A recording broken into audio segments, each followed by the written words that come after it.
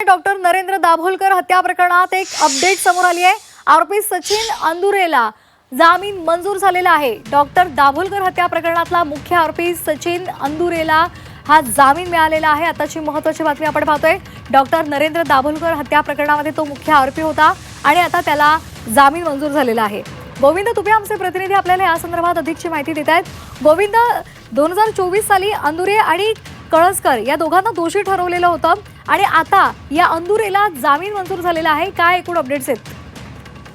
आपण जर बघितलं तर 2013 मध्ये डॉक्टर नरेंद्र दाभोलकर यांची पुण्यामध्ये या ठिकाणी हत्या करण्यात आली होती। एका ब्रिजवर हे सकाळी गोळ्या झाडून हत्या करण्यात आली होती आणि त्यानंतर सचिन अंदुरे असेल, कळसकर असेल किंवा याच अनुषंगाने ज्या संघटना आहेत त्या संघटनांच्या सर्व पदाधिकारी होते, त्यांना या ठिकाणी पोलिसांनी तपासासाठी ताब्यात घेतलं होतं आणि या सर्व प्रकरणाच्या अनुषंगानं लोअर कोर्टानं 2024 ला जो निकाल दिला होता त्याच्यामध्ये शरद कळसकरला या ठिकाणी यापूर्वीच जामीन मंजूर झालेला होता साधारणपणे, परंतु 2024च्या निकालामध्ये सचिन अंदुरे जो आहे त्याला या ठिकाणी जन्मठेपेची जी आहे ती शिक्षा सुनावण्यात आली होती आणि त्याला कुठेतरी मुंबई उच्च न्यायालयामध्ये आव्हान देण्यात आलं होतं आणि त्यावर आज या ठिकाणी सुनावणी करताना न्यायमूर्ती सारंग कोतवाल आणि न्यायमूर्ती रणजित सिंह भोसले यांच्या खंडपीठासमोर ही सुनावणी झाली आणि त्यावेळेला सचिन अंदुरे जो आहे त्याला या ठिकाणी